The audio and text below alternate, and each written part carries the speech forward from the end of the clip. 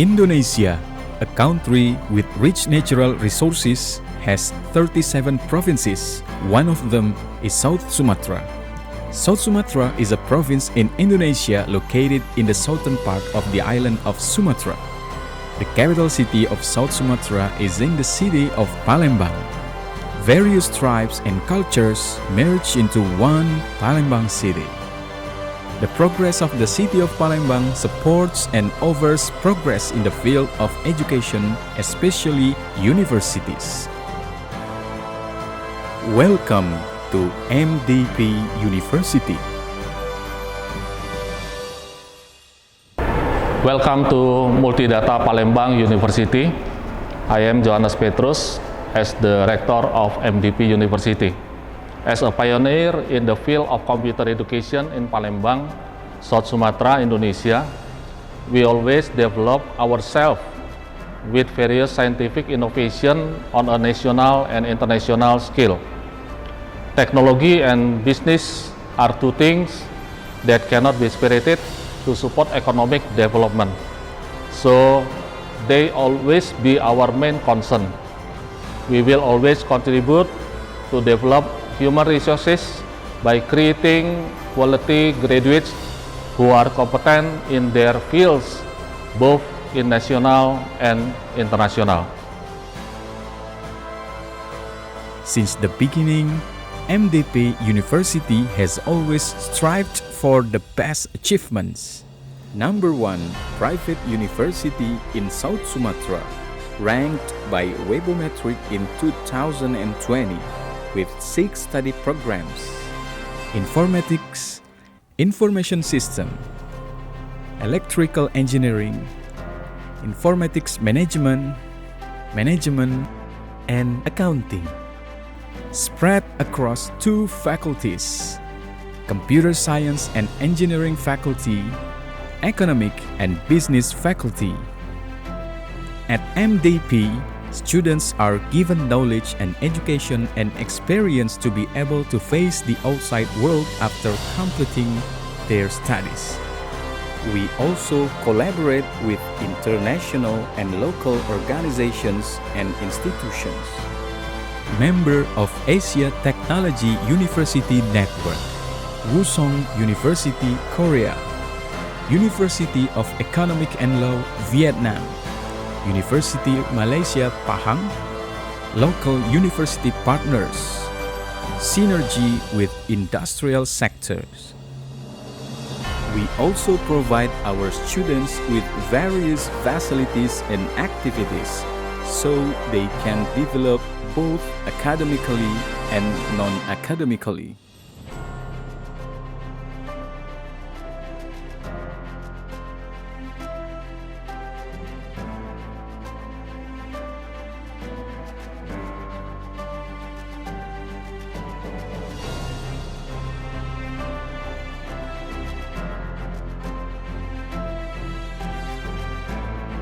MDP University, Innovation Today and Tomorrow. Halo MDP People, selamat pagi. Kembali lagi kita di program MDP TV bersama saya Rika Amelia yang akan memandu program serba-serbi mahasiswa nih. Nah, kali ini kita kedatangan tamu istimewa yaitu dari mahasiswa informatika. Kita akan membahas seputar tentang membuat biodata dengan memanfaatkan bahasa pemrograman Python. Pasti banyak yang penasaran nih. Yuk kita tanya langsung dengan narasumber kita pada pagi hari ini. Halo Kak, boleh dikenalin nggak mengenai nama, jurusan, semester, dan angkatan berapa saat ini? Halo Kak, perkenalkan, nama saya Putri Asana, jurusan Informatika, semester 4, angkatan 2021. Kesibukan sekarang lagi ngapain aja nih Kak selain kuliah? Kesibukannya kuliah, buat tugas gitu aja. Kuliah buat tugas ya? Gitu-gitu aja. Organisasi nggak ada? Oh ada, kalau organisasi ikutnya LDK. Alasan memilih jurusan informatika tuh apa Kak? Alasannya karena kan sekarang kan orang kan banyak membutuhkan yang namanya banyak membutuhkan orang-orang yang bisa kayak ngoding gitu kan. Jadi lebih mudah untuk mendapatkan pekerjaan. Jadi kan kalau lulus kuliah tuh nggak sia-sia. Itu aja. Kalau kita cek dari judul ini yang terkait dengan Python ini, saya penasaran apakah cita-cita kakak menjadi programmer atau punya cita-cita yang lain nih? Kalau untuk cita-cita sendiri, bukan untuk menjadi programmer, tetapi ingin membuat usaha sendiri dan membuat startup sendiri. Oh, jadi mau mulai dari nol buat startup sendiri ya? Iya gitu. Kalau boleh tahu nih rencana kakak bakal ke sekolah-sekolah nih udah berapa persen persiapannya kak dan dirancang berapa lama? Kalau untuk persiapannya udah 80%, dirancang kurang lebih 1 bulan gitu. Kurang lebih 1 bulan ya? Iya, dari bulan Maret soalnya. Itu yang dipersiapin apa aja? Banyak, kayak proposal, materinya nanti mau bikin apa, itu PowerPoint-nya, modulnya, udah itu aja. Ada dibantu atau disupport dari orang lain? Soalnya kan satu tim ya, pasti satu tim aja yang support gitu. Saling support Iya, ya? saling support. Nah kak, boleh diceritain nggak nih bagaimana proses kakak dari mulai pemilihan materi, pembuatan proposal, modul sampai ke laporannya? Dari pemilihan materi sebenarnya kami tuh nggak memilih program Python. Sebenarnya kami tuh memilih HTML. Nah, berhubung HTML udah ada teman yang lain ngambil, jadi kami berdiskusi kembali sama tim, satu tim kan, teman satu tim. Jadi hasil diskusi kami memilih bahasa pemrograman Python. Nah, setelah kami memilih materi yang telah kami siapkan tadi, kami membuat yang namanya proposal. Nah, proposal sendiri fungsinya untuk mengajukan agar kami bisa diterima di sekolah tersebut. Setelah kami ke sekolah dan diterima, kami membuat yang namanya PPT atau PowerPoint. Nah, PowerPoint berfungsi sebagai penjelasan secara singkat dari materi mengenai Python tersebut. Setelah itu kami membuat yang namanya modul. Nah, modul ini intisari atau penjelasan secara lengkap dari materi yang telah kami jelaskan di PPT. Nah, setelah kami membuat proposal, PPT, dan membuat modul, kami membuat laporan. Nah, laporan mengenai bagaimana cara kami mengimplementasikan atau cara kami bersosialisasi di sekolah tersebut. Nah, bagaimana nih alur pemilihan sekolah hingga mendapatkan persetujuan dari sekolah?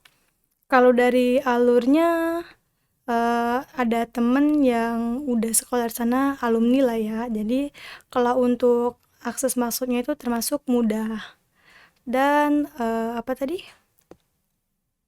Hingga mendapatkan persetujuan dari Kalau sekolah. persetujuannya tadi kan udah dibuatkan proposal tuh, udah ngajuin. Nah, jadi udah diterima, terus dapatkan jadwal. Jadi udah ada kenalannya Ya, dari udah ada sekolah. kenalannya. Nah, terkait proposal yang diajukan ke sekolah, bagaimanakah penyusunannya? Penyusunannya yang pertama ada latar belakang atau ringkasan. Yang kedua ada perlengkapan yang akan dibutuhkan. Yang ketiga benefit yang didapatkan. Dan yang keempat biodata tentang tim kami. Dari kegiatan itu apakah mengganggu dalam proses kuliah? Kalau untuk mengganggu ya gimana ya? Ada sih, tetapi ya gimana lagi, kan itu kan tugas kan. Jadi jalanin aja gitu. Pasti lebih sibuk ya? Ya, lebih sibuk, lebih banyak kegiatannya daripada yang kemarin kan. Gitu. Nah, mengapa dalam studi kasus ini kakak memilih judul yang bertemakan membuat biodata pakai bahasa pemrograman Python? Bahasa Python kan termasuk bahasa tingkat tinggi yang mudah untuk dipelajari kan. Itu kan termasuk bahasa yang mudah untuk kaum awam. Nah, siswa dan siswi kan termasuk pemula tuh.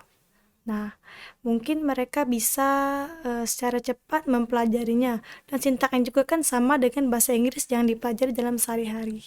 Gitu. Nah, selain program Python, kakak belajar apa lagi nih di dalam jurusan? Python, belajar Java, Java, website juga ya. iya, terus pemrograman aplikasi bergerak PAB. Jadi banyak sekali selain pemrograman Python ya. Iya, banyak. Nah, terkait bahasa pemrograman Python itu sendiri, apakah pernah dipelajari di dalam mata kuliah Kakak? Kalau dalam mata kuliah itu belum pernah dipelajarin, tetapi kan bahasanya kan sama dengan bahasa Java tuh. Udah dipelajarin kan, jadi kalau untuk belajar sendiri tuh nggak terlalu sulit lah. Ya gitu. Karena kita udah pernah terbiasa, iya. ngoding ya, Iya, jadi udah pernah. nggak terlalu sulit. Iya. Apa itu bahasa pemrograman Python, Kak? Buat yang baru tahu nih, Python itu apa sih?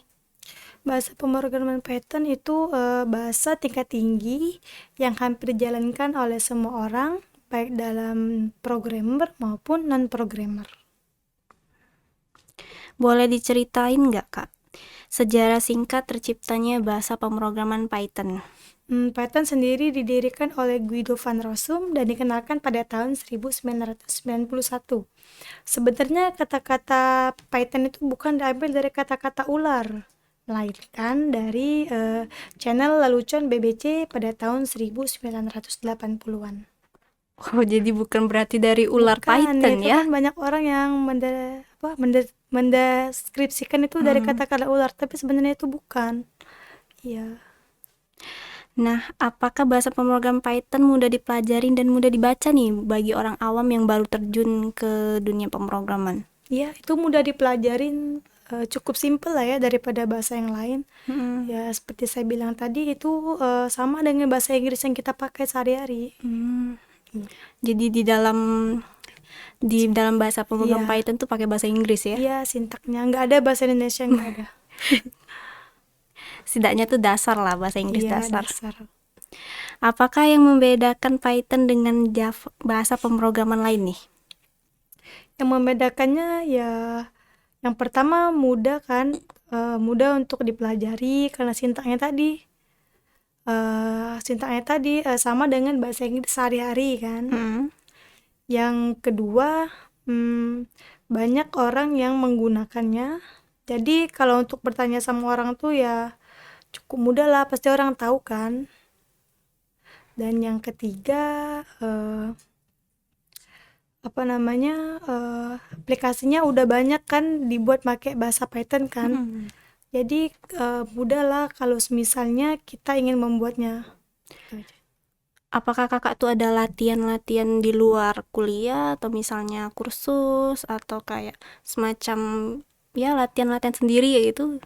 Oh, nggak ada. Kalau misalnya untuk latihan tuh, kalau semisal udah belajar kan, kadang suka error kan. Jadi Iya. kalau di rumah tuh diperbaikin lagi apa yang errornya, dicari lagi gitu. Nah itu kalau lagi menghadapin errornya kode program tuh suka pusing nggak kadang? Suka pengen nyerah gitu? Pusing sih kadang, ya tremor gimana. Sampai tutorial YouTube nyarinya apa yang error gitu. Kadang cuman errornya tuh kadang ditanda petik doang, kadang Itu, kurang sintaknya. Yang buat kayak kesel, cuman ini yang error kok bisa nggak jalan gitu kan. Tapi dari situ kita kayak lebih menantang lagi ya. Oh ya. jadi di sini gitu. Kita mendapatkan pelajaran, oh berarti lain kali kita harus Lebih teliti. lebih teliti gitu. Nah, apa fungsi pada bahasa pemrograman Python nih, Kak? Fungsinya yang pertama bisa untuk membuat aplikasi berbasis website, membuat aplikasi mobile, program hacking, GUI, dan IoT. Apa saja kah tipe data dari bahasa pemrograman Python nih? Tipe datanya banyak sih sebenarnya.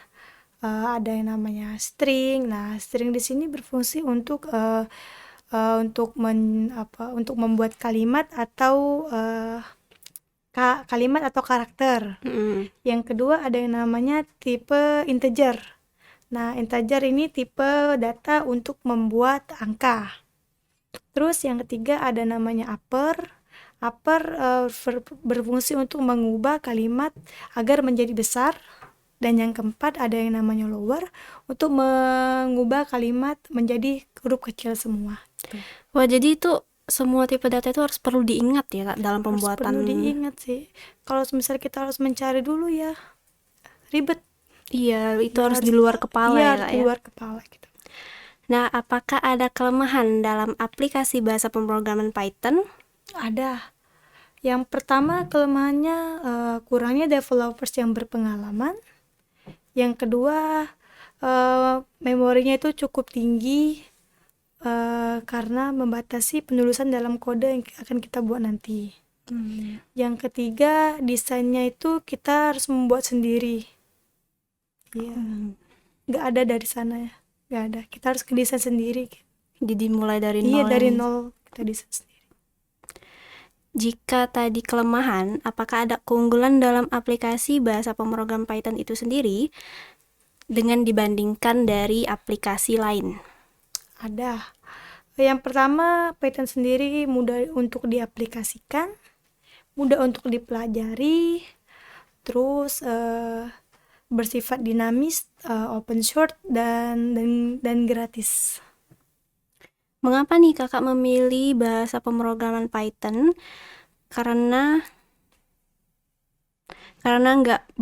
Kenapa nggak bahasa pemrograman lainnya seperti Java, PHP, JavaScript dan lain-lain? Karena kan kami kan sosialisasinya kan di SMA tuh. Mereka kan termasuk kaum awam ya lah. Kaum awam lah ya. Untuk bahasa pemrograman yang tinggi mereka tuh nggak masuk kan. Jadi yang mudah dimengerti Iya, yang aja mudah ya dimengerti dari tuh kaum awam. ya Python sendiri kan contohnya. Nah, karena Python mudah untuk dipelajari, mudah dimengerti, juga bahasanya itu sama dengan bahasa Inggris sehari-hari. Jadi kami memilih bahasa Python. Tapi itu pakai logikanya harus jalan nggak ya? Iya, harus jalan juga. Kalau susah bahasa Inggris ya susah juga ngodingnya gitu. Sesuai tema kita kali ini nih Kak, bagaimana cara studi kasus untuk biodata pakai bahasa pemrograman Python Kak? Studi kasusnya yang pertama kita harus tahu nih program apa yang akan kita buat nantinya. Setelah kita tahu program yang akan kita buat, kita harus menentukan tipe-tipe data apa saja yang diperlukan agar program yang kita buat bisa berjalan dengan baik. Nah, setelah kita tahu program apa yang kita buat, tipe datanya apa, nah barulah kita bisa mengimplementasikannya gitu. Jadi kita tuh harus tahu dulu kita tuh mau bikin apa Iya. dan apa yang harus kita butuhin itu baru bisa kita buat. Agar bisa jalan gitu kan. Kalau misalnya nggak tahu ya error jadi. Nah, kalau error tuh pernah nggak Kakak sampai minta bantuan orang lain gitu? Ya pasti pernah lah ya. Kalau misalnya harus mikir sendiri tuh ya nggak tahu yang mana salah. Kadang-kadang tuh tremor apa gitu. Berarti kita kalau belajar bahasa pemrograman tuh jangan Harus butuh sendiri orang ya. lain, ya harus butuh orang lain juga. Kadang sendiri juga kan harus perlu dari tutorial YouTube gitu. Zaman sekarang kan udah banyak tuh nggak kayak zaman dulu kan bisa lihat dari YouTube, dari Google banyak ya. Berarti Jadi mudah. sering lebih berkelompok ya kalau dalam belajar. Iya harus. Biodata kan merupakan data pribadi nih Kak ya. Apakah tingkat privasi atau keamanannya tinggi Kak? Aman atau tidaknya tergantung kita sendiri. Bagaimana cara menjaganya? Iya, bener.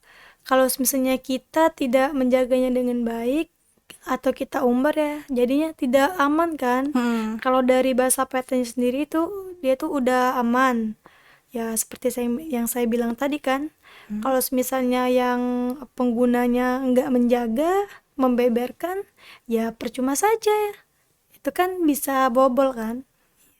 Berarti dari kitanya sendiri Iya, dari ya. kitanya sendiri yang bisa menjaganya atau tidak. Apalagi di zaman sekarang itu Iya, banyak harus hacker gitu kan. harus lebih lagi Lebih wanti-wanti gitu. teliti, lebih lagi karena data tuh sekarang apalagi kan yang kemarin tuh sempat viral ada Iya, hacker-hacker gitu. iya, hacker. Kita harus bisa jaga privasi kita sendiri. Data-data informasi itu sangat-sangat penting.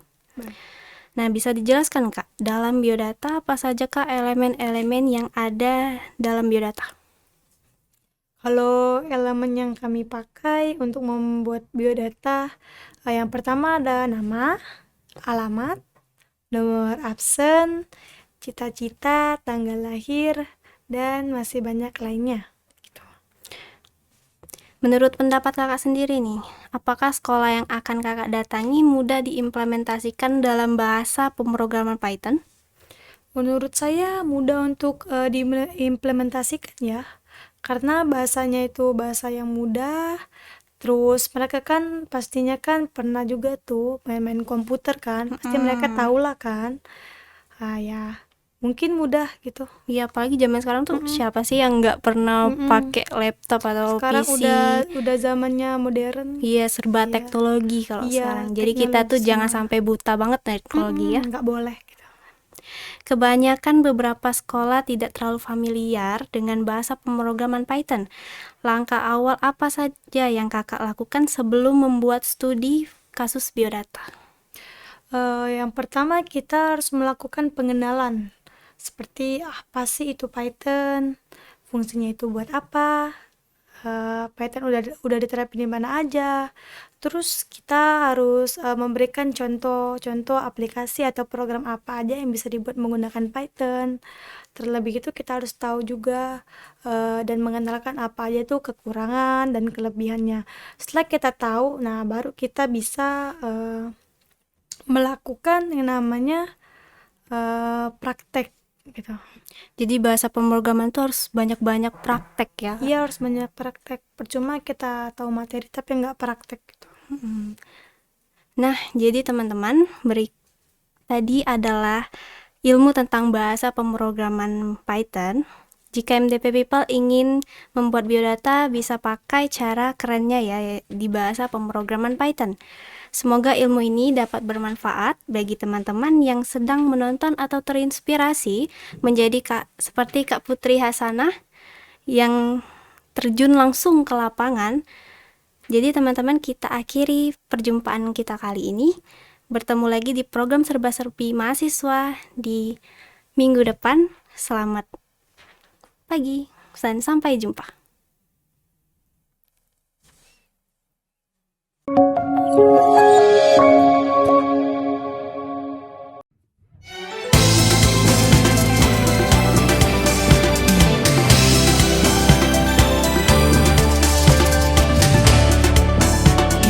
Kampus berteknologi tinggi, tempat belajar dan berprestasi, membantu